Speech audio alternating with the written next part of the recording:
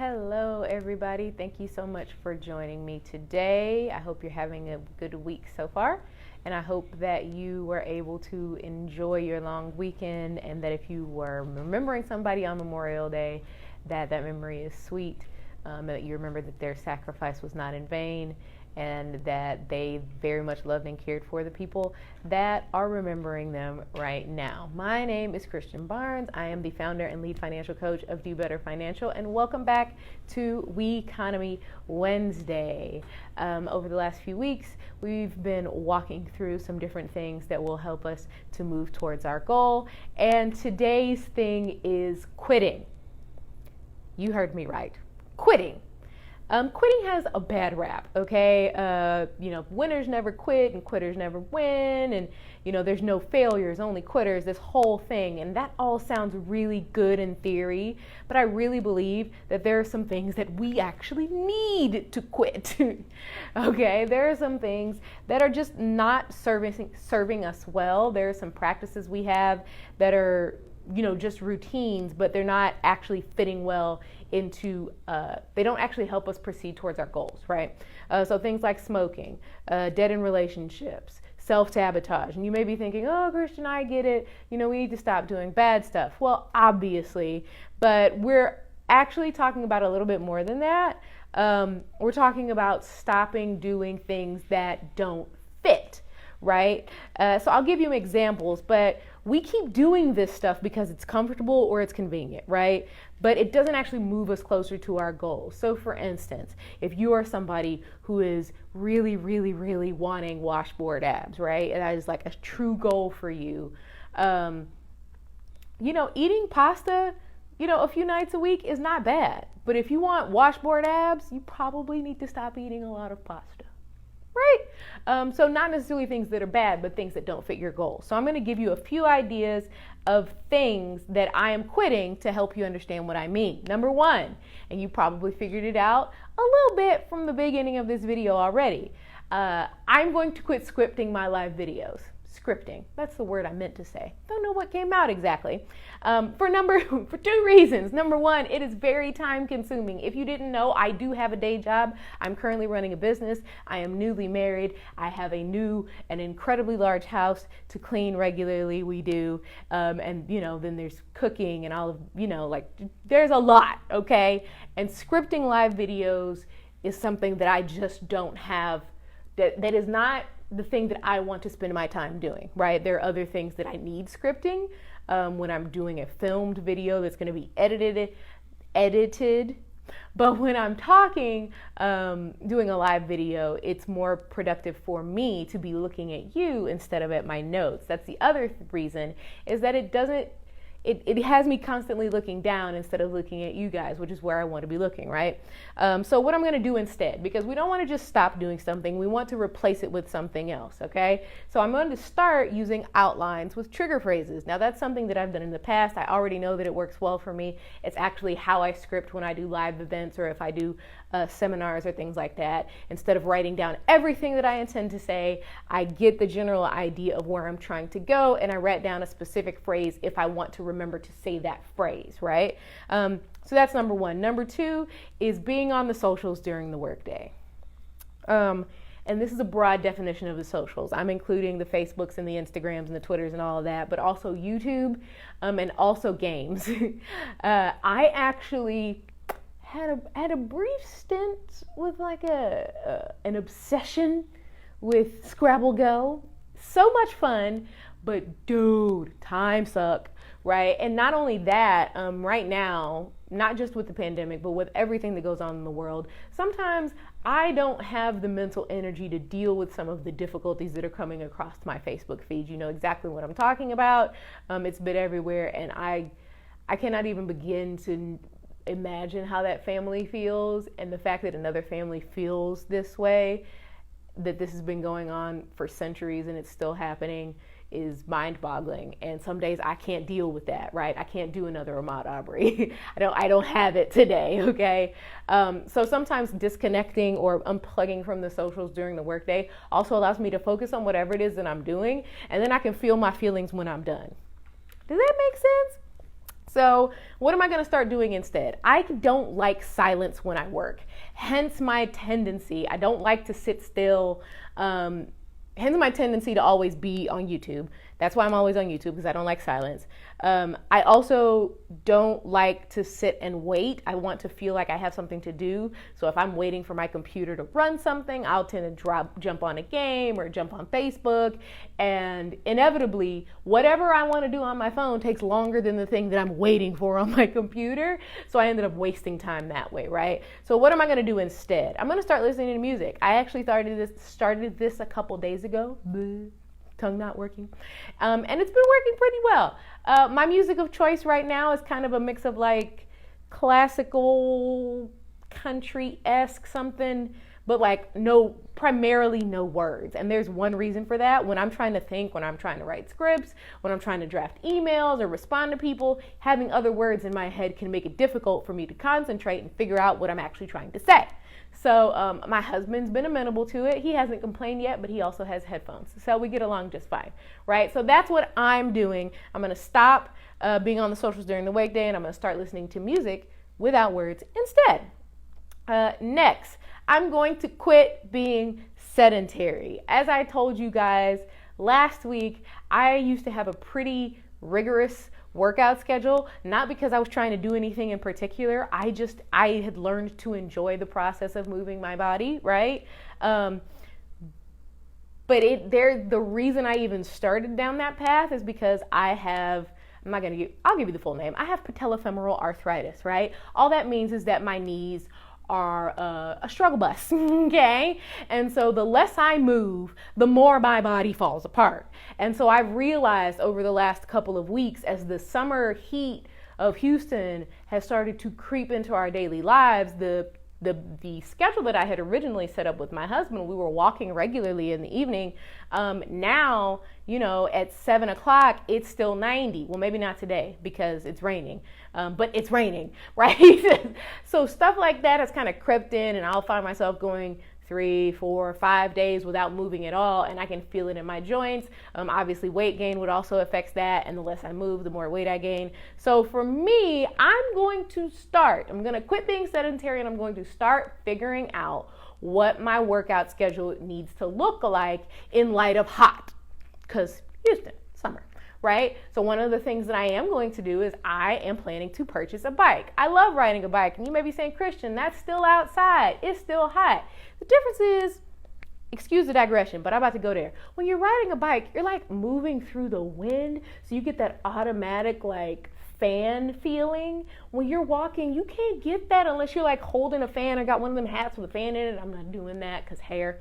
But that's the nice thing that I like about a bike. I also feel like I can go so much farther. I enjoy it. I'm still going to try to walk because I like walking and talking with my husband. But if I want to try to get some more exercise, I think biking is something that I'm really going to enjoy. And I'm also going to try to get back into dancing more. I told y'all last week that I was like, yeah, I'm so excited. I did dance for the first time all the way through. Have I done a dance this week? No, because we spent all day Monday cleaning up and we're still not done because that leads me to the next thing. I'm going to quit flying by the seat of my pants. So I have a tendency to avoid long-term planning and daily scheduling, right? I've told you before that I'm not much for long-term because I don't like feeling like a failure. This is a personal thing. This is not the truth. I want to preface that. The lie that I tell myself is that if I don't accomplish my goals by the day that I wrote down, that means I failed, right? That's not true. The reality is that life probably just happened, okay? And same thing for daily scheduling. So when I wrote down all the things that we were going to try to clean on Monday, I looked at the list and I was like, this is ambitious, but we're going to try. And then when I realized it was not going to happen for a couple of reasons, I started feeling like, oh, we didn't do it, we failed. And my husband was like, babe, we cleaned like every room in the house except the floors. And I was like,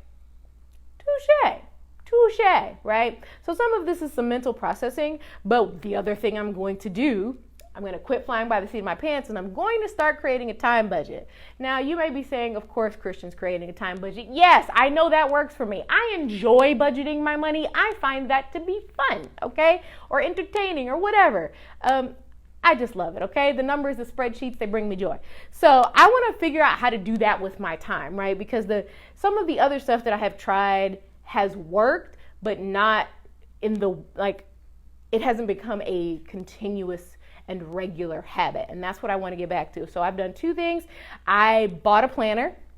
It's the kind where you can time block, where you can block out some time and give yourself an idea of how long it'll take you to do an activity. I used those in the past. They work pretty well for me. The other thing I did is I found this app, which is going to be in the description below. Not an app.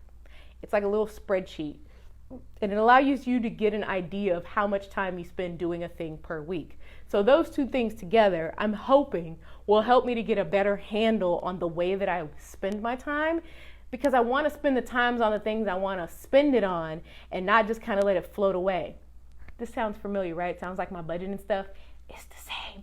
Only time you can't make no more. It just is. You got 24 hours like everybody else. And if you don't use it right, then oh well. And I don't want to feel like that anymore. Like I'm just kind of letting my time slip away and eke out, you know, in a few minutes of, it's not Candy Crush, but I can't remember the name of the new game. Something about Cookie Jam, to Cookie Jam and YouTube and Facebook and, you know, Pinterest, depending on the day, random stuff I'm just looking at on the internet. I want to be able to intentionally take that time so that I can use it most efficiently to accomplish my goals, whatever they may be, whether that's work related, personal related, relational related, between me and my husband or me and my friends or family, whatever. I want to spend that time the way I want to spend it, and kind of, instead of just letting it drift away. Okay. Last, so this is number 5. The next thing I want to quit: making meals out of snacks. Hashtag quarantine life. So this is actually an old habit. I used to do this a lot when I was younger, make meals out of snacks. The issue with that is that I have another person living in my house, right? And so it's more difficult for him to make a meal out of a snack. And so I want to get into the habit of actually setting aside time for us to cook, like being intentional about it, having ingredients around for us to cook instead of just random stuff that he wouldn't know what it was for, right? I can do that whole run in the kitchen and grab a couple things. That's not really Chris. Chris likes recipes. So I already did this. In January, I paid for a meal planning service. Have I been using it? So that's my thing I'm going to start doing, is using my meal planning service, actually just downloading whatever it is they've got for the week, picking a couple meals, buying those things, having them in the fridge, and then letting him know what's available to cook, and I'll know what's available to cook, and we'll have some food that can be made hopefully quickly. I made something last night that came together in like 30 minutes, which I don't think is too bad. Maybe 45. Anyway. But they even give you the instructions on how to prep. It's this thing called Cook Smarts. It works pretty well. They have a great temporary thing, the thing where you can sign up for something for a little bit and not pay for it. Drawing a blank on the right word. Anyway, so that's what I'm doing. I'm going to set aside time to cook that stuff, and I'm also going to use the meal prep stuff that I have available to me instead of trying to make meals out of snacks, because honestly, it's not healthy. And it really doesn't work for my husband. Okay, so that's my list, right? These are the things I am quitting because they don't work for Christian. Some of the stuff that I mentioned that I quit, you may need to do. I don't know. But what is your list, right? What are those things that you need to quit so that you can become a winner, right? We're not talking about quitting on your goal. We're talking about quitting on the stuff that's keeping you from accomplishing your goal. So what do you need to quit to start winning? Please share it in the comments below so that we can start quitting and winning together. Yeah. All right. So I normally do a stimulus update. I'm going to run through right quick. I only have one thing this week, and I'm going to explain why. Typically, each week we'll have some information coming about stimulus checks or unemployment or new stimulus packages or things like that. Right now, we're at a bit of a stalemate. Currently, the only thing Congress is actively working on, and when I say Congress, I mean the House and the Senate, is bills to extend the time period that people with PPP loans have to spend their funds and get their head count back to its original level. So originally it was supposed to be like 8 weeks. They're talking about extending it to 24 weeks. That's pretty much the only thing that they're even having active discussions on. The Republicans are dead set on not moving forward on any stimulus package until June at this point. And it might be late June or even July before they get around to it. So until then, I'm going to give you any information that I have, but this segment is probably going to shorten quite a bit, FYI. So the one thing that I have for today is that the Texas Unemployment Fund could very soon be running out of money. I don't want you to get scared. They will still pay you your unemployment check. How will they do this, you might ask? Great question. They're going to be borrowing the money from the United States federal government. Yay! Yay paying people, because currently my household is using that as well. Man, I wish there was another way besides borrowing money from the U.S. government, and here's why.